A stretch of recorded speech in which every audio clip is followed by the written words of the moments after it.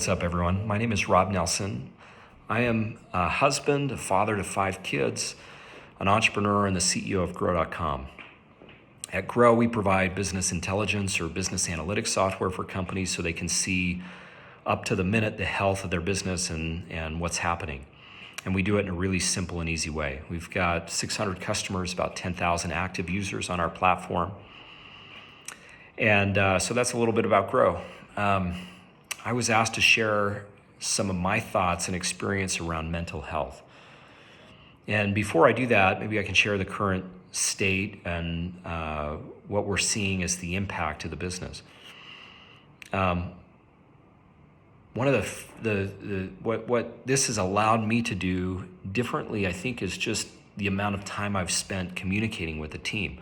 That's where I've put a lot of my focus. So, I think the first thing anyone is thinking about during a pandemic like this is the company stable? Are they looking at doing layoffs? Is my job secure?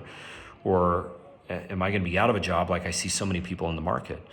So we went to work on that. We built models and scenarios and came back. And as early as we possibly could in this, we said we're not going to be doing a layoff. We're going to protect everybody's job, and that is priority number one. Priority number two is we said, how do we help protect the current customer base? And what can we do there for our customers? So the first thing that we did is we increased everybody's usage, and we didn't charge them. We rolled that out and was received incredibly well. The second thing that we did is we took our core offering and simplified it to a free plan that we rolled out to the market because we felt like it was going to help so many companies, and it's been great, and we're happy about that. The other thing that we did is we gave some pricing concessions to customers that needed it the most. And other things that we're seeing is demand gen is down 40%.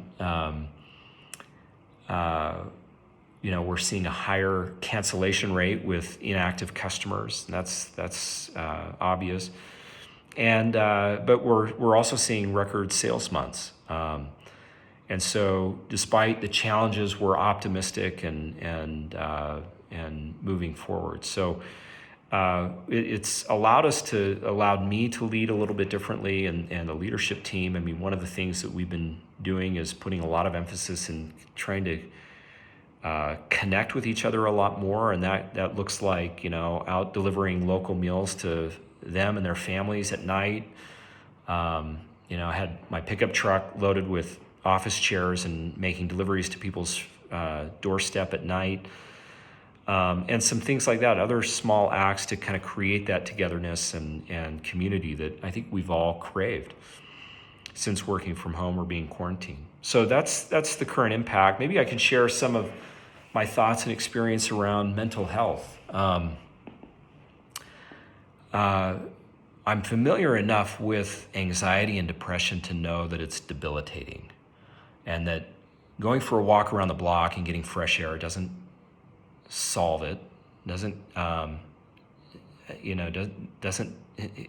not the solution. And talking to someone about it is like the last thing that you want to do when you're having those feelings. So what I've found that has really helped is just taking one step at a time and just focusing on not everything that needs to be done that day, but just that next step. And that could be waking up and getting out of bed and taking medication in the morning. That could be making a phone call to get in and see a doctor, or talking to a loved one and having some conversations around that. So that's one area. The second area that I wanted to talk about is self-confidence. And this is usually overshadowed by some of the heavier things with mental health, but I had no idea the significant impact emotionally starting another company would have. And so what have found helpful is kind of building and creating my own self-confidence system. And I started out making a list of what I do really well, and then another list of what I don't do well. And then looking at what is it that takes away my self-confidence and what contributes to my mojo or my self-confidence. And I think just recognizing that, writing it out, and accepting that has helped me process this. And so, self-confidence is something that we're all, I think, challenged with right now, given the current environment and the situation, because without it, I know I feel lost. I know I question my decisions, and I feel unsure. And with confidence, I move forward with faith, and I create, and I build, and I get into a much better place. And so I think that it's often undervalued in these discussions of mental health. Maybe not undervalued, but often overshadowed by some heavier things. The third area is just around reflection. And an example of this is once a month for a half a day, I meet with a group of other entrepreneurs that I really trust. And in preparation of that meeting, I spend time reflecting on the last month and my current situation, and what's working and what's not working.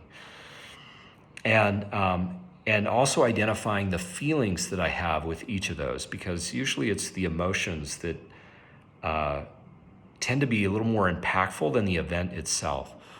And as I reflect and kind of journal and write those experiences and feelings down, I'm able to process this a little bit easier and able to identify what needs to be done to help me through the current situation. So those are three things the three experiences that I have with mental health. I think we're all a little tired of hearing the term, we're in this together. But one thing that, is great about this community that we're in is that, everyone is so accessible. Almost everyone's really accessible. And so I really do believe that with mental health and in building a community that we are really in this together. Thanks, everyone.